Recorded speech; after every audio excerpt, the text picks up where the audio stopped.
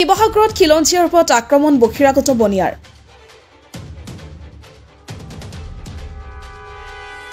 শামছুৰ ৰহমানৰ বাতৰি প্ৰচাৰ হোৱাৰ পাছত প্ৰতিক্ৰিয়া প্ৰকাশ শৃংখল চলিহাসহ অনুসূচিত জাতি ছাত্ৰ সন্থাৰ সাগৰত শামছুৰ ৰহমানৰ দৰে খিলঞ্জীয়া মানুহৰ মাটি কোনোবা জুচি উপাধিৰ মানুহে আহি জোৰ জবজ দখল কৰিব তাতো আৰক্ষী সহযোগত এটো খিলঞ্জীয়া মানুহৰ বাবে অখনি সংকেত বিশেষকৈ শিৱসাগৰৰ বাবে অখনি সংকেত আৰু শিৱসাগৰৰ বাবে অখনি সংকেত মানে অসমৰ বাবে উজনি অসমৰ বাবে অখনি সংকেত আৰু সেই কাৰণে এনেকুৱা ধৰণৰ কাৰ্য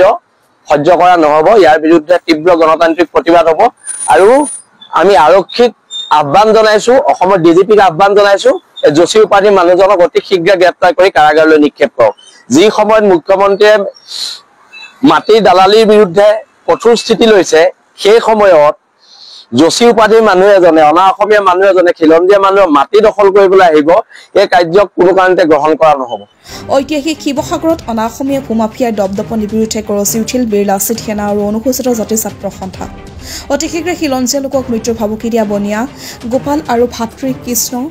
জৌচিক গ্ৰেপ্তাৰ কৰি কাৰাগাৰলৈ নিক্ষেপ কৰিবলৈ মুখ্যমন্ত্ৰীক আহ্বান বীৰ লাচিত সেনাৰ নেতা শৃংখল চলিহাৰ স্পষ্ট কথা এতিয়া অসমবাসীৰ প্ৰতি ভাবুকি হৈ পৰিছে অনা অসমীয়া পুঁজিপতি ব্যৱসায়ীসকল আৰক্ষী প্ৰশাসনৰ ভূমিকাক লৈ প্ৰশ্ন অতি শীঘ্ৰে প্ৰশাসনে বহিৰাগত গুণ্ডাৰূপী জোচি উপাধিধাৰী ব্যৱসায়দ্বয়ক নাকি নলগালে বিপদত পৰিব খিলঞ্জীয়া অসমীয়াসকল উজনি অসমত বাস কৰা খিলঞ্জীয়া মানুহৰ মাটি কাঢ়িব বিচৰা ঘটনাৰ পাছতে চিন্তিত হৈ পৰিছে নগৰখনৰ সচেতন নাগৰিক তথা দল সংগঠনসমূহ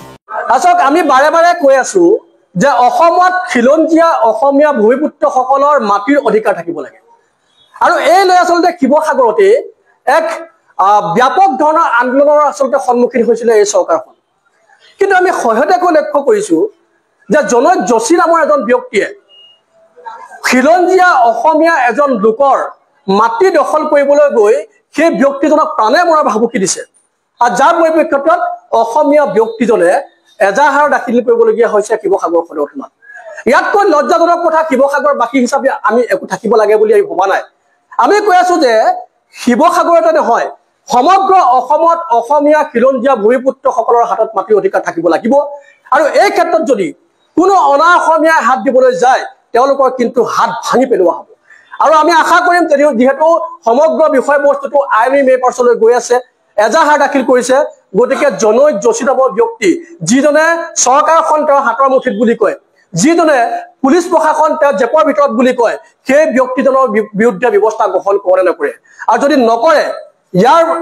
এটা কথাই প্ৰতিমান যোৱা হ'ব যে অসমৰ প্ৰশাসন ব্যৱস্থা অসমৰ চৰকাৰী শাসন ব্যৱস্থা এই সকলোবিলাক অনা অসমীয়াৰ হাতৰ মুঠিত আছে আৰু যদি নকৰে তেতিয়াহ'লে আমি অনা অসমীয়াৰ বিৰুদ্ধে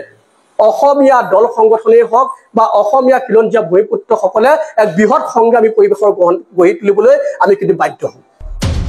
news desk report the north east times